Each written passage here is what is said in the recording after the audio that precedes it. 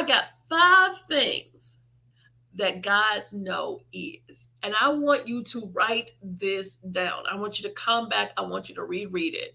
And when you hear God give you a no, I want you to think of these 5 things. Think of these 5 things. So the first thing, God's no is his way of removing obstacles from your path. That's what God's no is. I'm removing obstacles from your path. And so I'm telling you no right now so I can get these things up out of the way. Because if you take off running, haughty feet, hasty feet, you running, and you end up falling on your face because you didn't give me a chance to move something that was a roadblock to you or a stumbling block for you.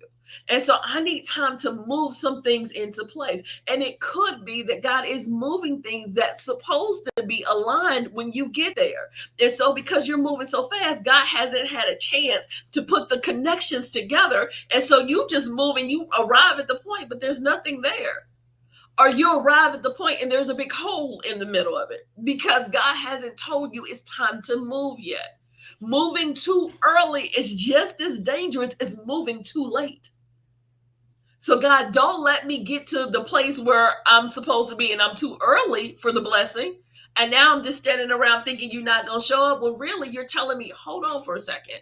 It's not time for you to get there. Hold on one second. And then I end up being disobedient because I didn't wait for your timing.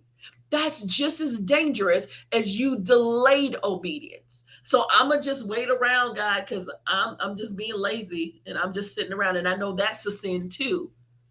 So I'm just being lazy and I just don't do what you told me to do. I'm out here saying it.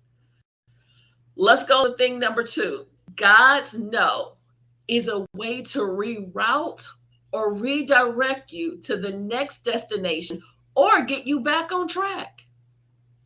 I'm trying to get you back on track. And so sometimes the no is God's way of rerouting you. I need to get you redirected. Have you ever been in your car and had your GPS on and you go past the destination or you go past the street you're supposed to turn off or the exit you're trying to go to? And so what does your GPS does? It figures another route. And so it says, okay, I'm rerouting you. Sometimes my GPS tell me to make a U-turn. And sometimes I'm horrible. So I'll just keep on going. No, I don't want to make a U-turn. I'm gonna just keep going straight. And then I hope that you reroute me later on down the road. I think that's what you should do. And so sometimes I do have to make a U-turn. But that's all to say, it'll reroute you.